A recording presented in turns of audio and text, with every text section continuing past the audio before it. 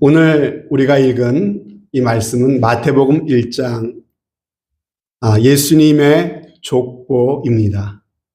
우리는 종종 어떤 사람을 알게 되면은 그 사람의 출신이 어떻게 되는가, 그 사람은 또 어떤 배경의 사람인가 라고 하는 것을 우리는 궁금해합니다. 하물며 우리의 구주가 되시는 예수님의 가문은 어떠하며 또 그의 배경, 그의 조상은 누구인가라고 하는 것은요, 우리의 굉장한 관심사가 되는 것입니다.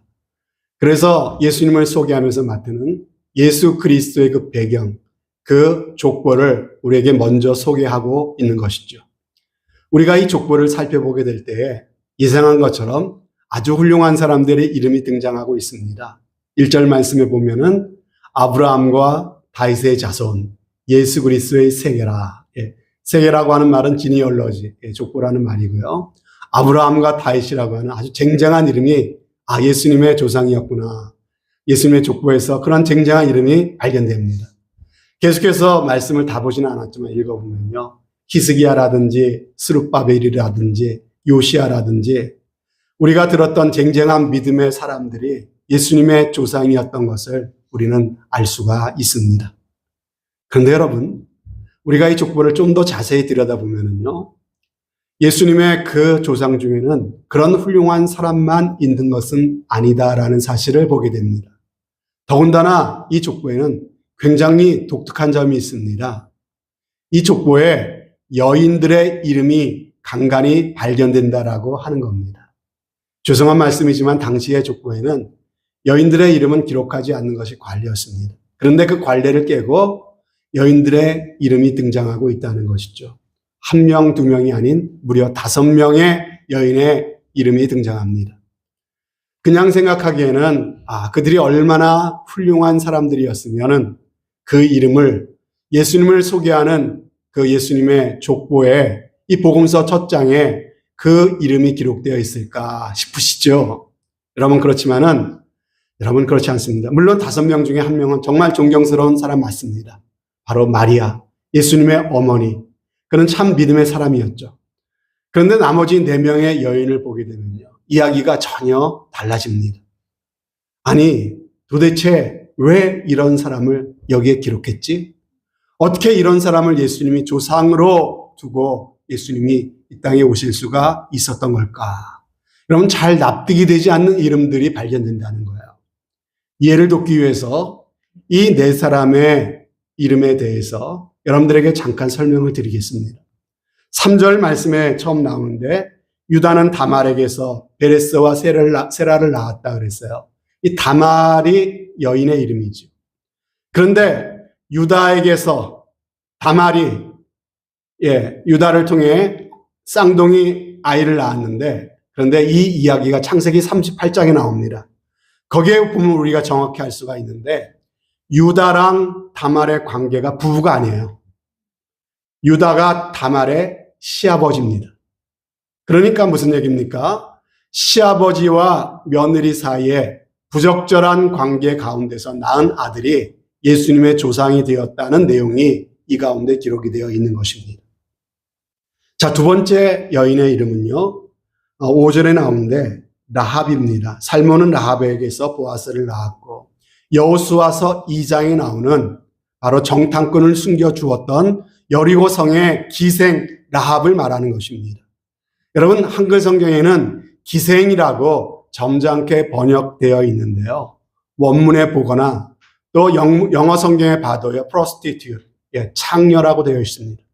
무슨 말입니까? 많은 사람들에게 웃음을 팔고 몸을 팔던 그 여인의 후손으로 예수님께서 오셨다는 내용이 바로 여기에 기록되어 있는 것입니다.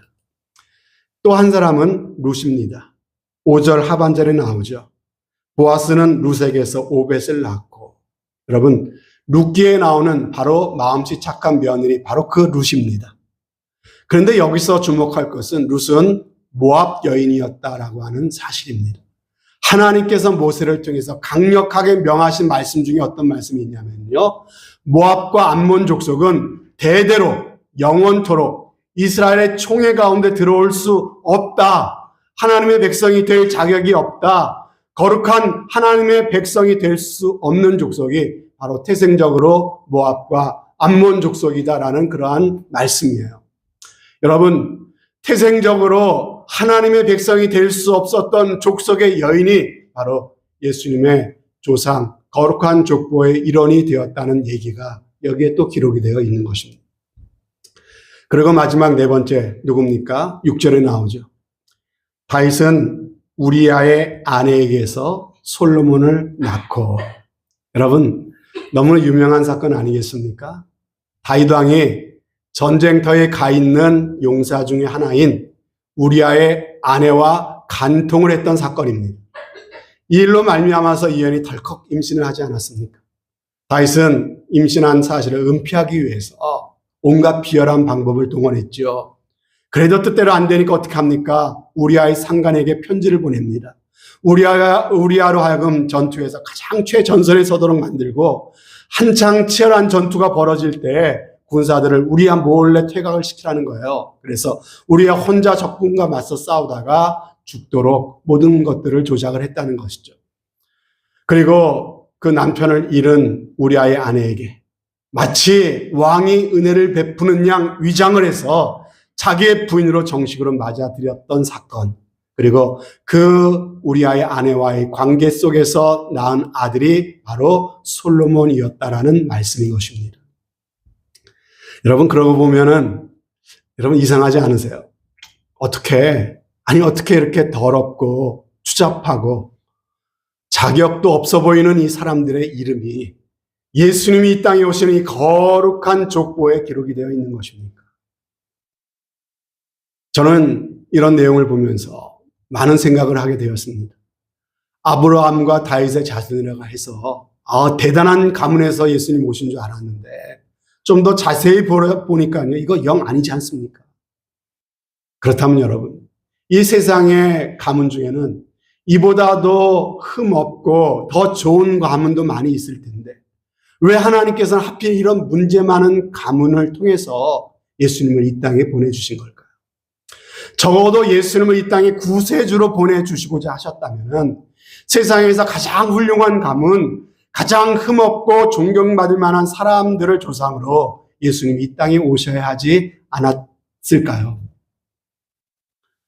그런데 여러분, 왜 그런 일이 있었다면은 그냥 모른 척하고 그냥 좀 덮어두시든지 뭐 좀 그냥 지나가시든지 하시지. 왜 하필 마태를 성령으로 감동하셔서 이 마태복음을 기록하게 하시면서 굳이 이 부끄러운 이름들을 낱낱이 성경에 기록해 두게 하신 것일까요? 혹시 여기에는 우리가 알지 못하는, 우리에게 꼭 알려주고 싶으신 하나님의 무슨 의도가 있는 것은 아닐까요?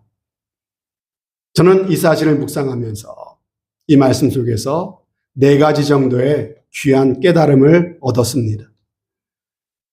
제가 이것을 함께 나누기를 원하는데 제가 첫 번째로 깨달은 것은요, 바로 이것입니다. 그것은 하나님은 모든 것을 있는 그대로 말씀하시는 굉장히 정직하신 분이구나라는 사실을 저는 깨달았습니다. 여러분, 저는 젊은 시절에 신학교에 다닐 때 참 은혜를 받고 마음이 뜨거워져 갖고 나는 절대로 가식이나 거짓이 없는 목회자가 한번 되어보겠다고 몸부림쳤던 때가 있었습니다. 그리고 내가 정직하지 못했다고 느낄 때마다 참 나름대로 회개도 해보고 금식도 해보고 하나님 앞에 기도도 했습니다.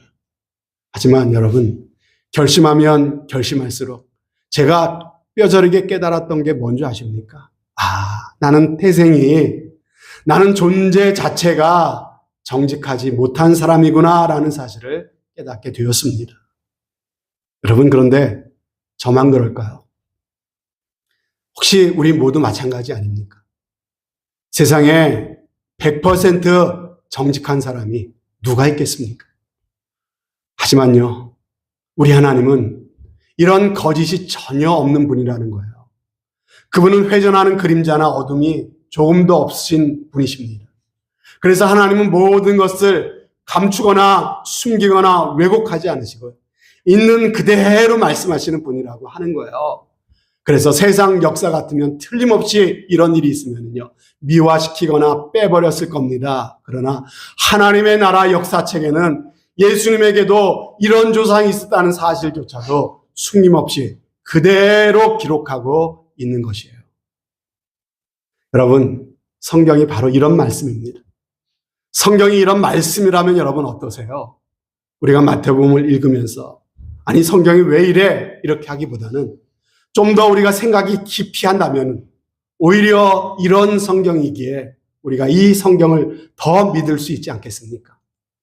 더 나아가서 성경이 이처럼 정직한 책이라고 한다면 이 성경에 기록된 그 말씀들, 예수님이 동정녀 처녀의 몸에서 태어났다는 말씀, 무리를 그분이 걸으시고 풍랑을 잠잠케 하셨다는 그 말씀들 말입니다. 안진뱅이를 일으키셨고 죽은 사람조차도 살리셨다는 말씀들, 그리고 그분이 돌아가셨다가 3일 만에 부활하셨고 승천하셨다는 그 말씀, 그리고 그분이 나를 끔찍히도 사랑하셔서 날 대신해서 십자가에 돌아가셨다고 하는 그 이야기까지도 절대로 왜곡이 아닌, 과장이 아닌, 거짓이 아닌 있는 그대로의 사실임을 우리가 믿을 수 있지 않겠습니까? 제가 이 족보를 통해서 깨달은 두 번째는 이것입니다. 하나님은 너무나도 크신 용서의 하나님이시구나라고 하는 사실입니다. 사랑하는 여러분, 오늘 이 말씀이 우리에게 분명히 보여주고 있지 않습니까? 시아버지와 며느리의 잘못된 관계로 낳은 아이, 그 시아버지의 아이를 가졌던 그 다말조차도 이방인의 장녀라고 하는 그 부끄러운 과거를 가졌던 라합 같은 여인도 이 구세주가 나신 거룩하신 가문, 성경의 당당한 주인공이 되었다는 이 사실 말입니다. 여러분, 이것을 다시 한번 곰곰이 생각해 보시기 바라요. 이것을 생각하면 어떤 생각이 듭니까? 이 사실이 정말 우리에게 위로가 되지 않아요? 정말 여러분 새로운 소망이 생기지 않습니까? 더구나 다윗을 보십시오. 그는 도무지 인간으로서 해서는 안 되는 일을 하지 않았습니까? 남의 아내와 간통을 벌였습니다. 한 가정을 파괴했습니다. 사람까지 죽게 했습니다. 그것도 어떤 사람입니까? 그 죽게 한 사람이 누굽니까? 나를 위해 전쟁터에 나가서 목숨을 바쳐 싸움을 싸우고 있는 자기의 충신 그 부하를 그렇게 죽음의 사지로 내어몰지 않았습니까? 여러분 어떻게 사람의 탈을 쓰고 이럴 수 있습니까? 용서할 수도 없고 용서받을 수도 없는 일 아닙니까? 우리도 과거에 많은 죄가 있지만 그래도 이 다윗만큼은 아니지 않습니까? 하지만 이런 다윗일지라도 자신의 잘못을 깨닫고 날마다 눈물로 침상을 적시며 회개했을 때 어떤 일이 벌어졌습니까?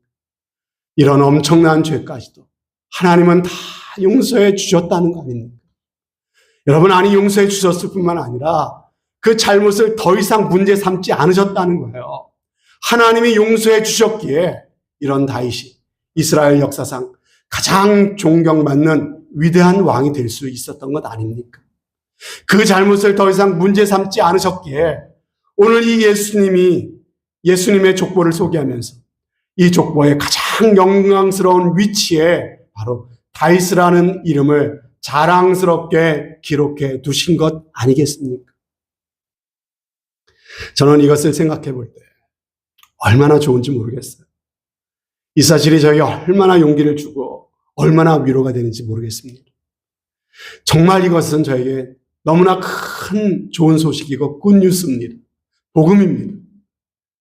이 사실을 통해서 하나님 오늘 우리에게 강력하게 말씀하고 계신 거예요.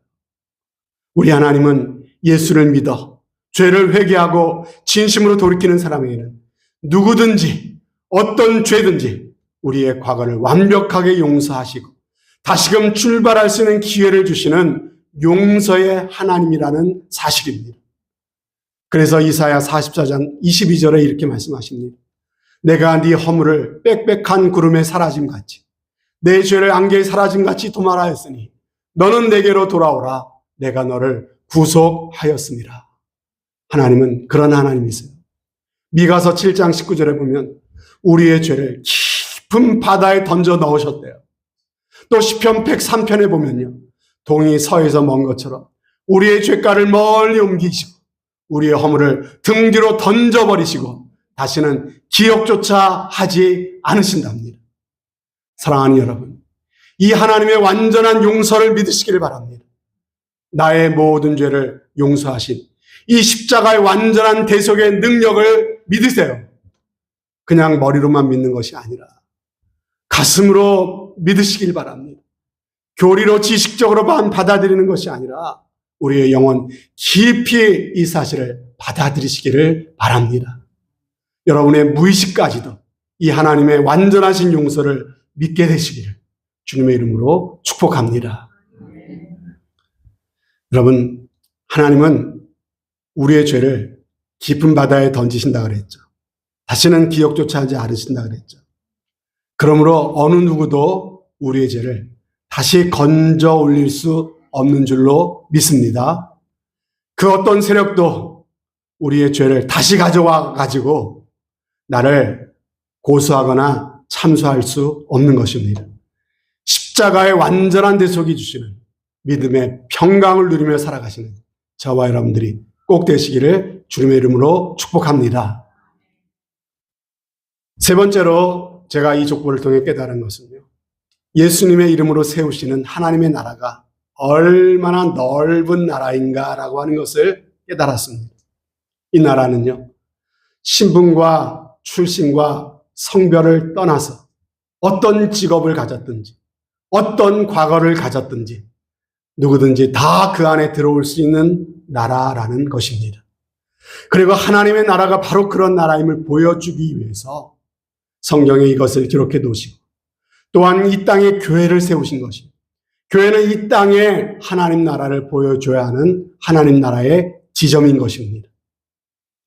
그런데 여러분, 한번 이렇게 상상을 해보자고요. 현대판 유다와 다말이 있어요. 우리 동네 사는 아무개인데 사람들이 다 알아요. 남자가 시아버지고 여자가 며느리인데 둘이서 같이 살아요. 그리고 둘 사이에 쌍둥이를 낳았어요. 그 남자와 여자가 낳은 쌍둥이 하나씩을 안고서 오늘 이 예배당에 와서 앉아서 우리와 함께 예배를 드린다고 생각해 보세요. 여러분, 상상만 해도 혹시 불편해지시는 분은 안 계십니까? 아니, 저 사람 관계가 뭔지 알아? 시아버지와 며느리래 하면서 여러분 뒤에서 왜 숨거리지 않겠습니까? 왜 손가락질하지 않고 정죄하지 않겠습니까? 그러면 그 사람들이 교회에 와서 지난 날을 회개하고 하나님 앞에 새롭게 시작할 수 있는 기회가 없는 것 아니겠습니까? 여러분, 그러나 우리 주님이 원하시는 나라, 주님이 세우시는 하나님의 나라는 그런 게 아니라는 거예요. 유다와 다말 같은 사람조차도 얼마든지 받아줘야 하는 곳이 바로 하나님의 나라이고 교회여야 한다고 이 족보를 통해 우리에게 말씀하고 계시는 것입니다. 저는 오늘 이 벤츄라 카운티 장로교회가 이런 교회가 될 수 있기를 바랍니다. 모든 사람을 있는 모습 그대로 받아줄 수 있는 교회, 모든 사람의 아픔과 과거를 품어줄 수 있는 교회, 누구든지 진심으로 뉘우치고 돌아오면 더 이상 과거를 문제 삼지 않을 수 있는 교회, 그래서 천국에 대해 말하는 교회가 아니라, 천국에 대해 설명하는 교회가 아니라 천국을 그들 가운데 보여줄 수 있는 그런 교회가 될 수 있기를 주님의 이름으로 축복합니다. 마지막으로 이 족보는 다른 사람이 아닌 바로 우리의 모습을 보여주고 있습니다. 저는 성령님께서 이 말씀을 보는 가운데 제 눈을 열어주셔서 이 말씀을 통해 저를 보게 하셨습니다. 이 말씀이 다른 게 아니에요. 이 족보가 다른 게 아니다. 이 족보가 바로 나구나라는 사실을 뼈저리게 깨닫게 해주셨습니다. 여러분, 저희 지난날을 돌아보면 하나님 앞에 바로 살아보려고 몸부림치지 않았던 것은 아닙니다. 나름대로 노력했습니다. 하지만 저는 결코 거룩에 이를 수 없었습니다. 결심하면 결심할수록 거룩하지 못한 죄에 찌든 내 모습이 더욱더 분명하게 보이고 얼마나 많은 순간 하나님 앞에 회개했는지 모릅니다. 때로는 눈물로 가슴을 치면서 죄를 뉘우치기도 했습니다. 하지만 돌아서면 또 마음이 교만해지고, 돌아서면 또 게을러지고, 돌아서면 또 음란해지고, 끊임없이 육신과 세상을 하나님보다 더 사랑함으로써 하나님의 마음을 아프게 하고 하나님을 실망시켜 드렸습니다. 거짓과 위선을 얼마나 많은 사람들을 속이며 살아왔는지 모릅니다. 알고 보니 바로 앞에 있는 제가 태생이 거룩과는 거리가 먼 이방인이었고 창녀였습니다. 바로 제가 다윗과 같은 간음자였고, 바로 제가 다윗과 같은 살인자였던 것입니다. 그런데 여러분, 이게 웬일입니까? 오늘 말씀에 보니까 그런 저에게조차 거룩하신 예수님이 찾아오신 것입니다. 더럽고 냄새나는 그 마구간에 구세주가 나신 것처럼, 이 족보처럼 그렇게 더럽고 냄새나고 허물 많은 이 죄인에게도 주님이 친히 찾아오신 것입니다. 더럽다고, 냄새난다고, 추하다고 책망하지 아니하시고 외면하지도 아니하시고 이 10년 가운데 찾아오셨더란 말씀입니다. 여러분, 이게 웬 은혜요? 이게 웬 사랑입니까? 그런데 여러분, 이 주님이 추하고 더러운 이 10년 가운데 찾아오셨을 뿐만 아니라 임마누엘, 영원토록 함께 하시겠답니다. 여러분, 이것이 얼마나 감격스럽습니까? 이것을 깨닫고 나니까요. 이 사실을 깨닫고 나니까 여러분, 전에는 보이지 않던 것들이 보이기 시작했습니다. 이 성경을 기록한 마태의 마음이 보이는 거예요. 이 마태도 보니까 이 족보를 기록하면서 제가 깨달았던, 제가 느꼈던 그 감격을 가지고 이 말씀을 쓰고 있구나라는 사실 말입니다. 여러분, 마태는 어떤 사람이었습니까? 그는 세리로서 당시에 나름대로 안정된 직업을 갖고 있었죠. 많은 돈을 벌었던 사람입니다. 그러나 민족의 반역자로, 매국노로 날마다 그의 마음을 짓누르는 양심의 가책으로 그는 어두운 삶을 살아가고 있었습니다. 그런 그에게 어느 날 예수님이 찾아오신 거예요. 마태는 모든 사람이 자신을 향해 손가락질했지만 때론 내가 생각해도 나를 사랑할 수 없고 나를 용납할 수 없었는데, 이런 나에게까지 찾아오신 그 예수님을 생각할 때 그는 감격하지 않을 수가 없었던 것입니다. 마태는 그 감격으로 이 족보를 기록하고 있는 것이에요. 아이, 목사님, 너무 지나친 생각 아닙니까? 상상 아닙니까? 증거가 있습니까? 여러분, 증거를 대라면 저는 증거를 댈 수가 있어요. 6절 말씀이 그 증거입니다. 마태는 다윗을 기록하면서 이 부끄러운 이름을 기록하지 않을 수 있었어요. 그런데 그 이름을 기록했죠. 심지어 6절에 보면은 이렇게 말씀하고 있습니다. 다윗은 솔로몬을 낳았고라고 기록하지 않았어요.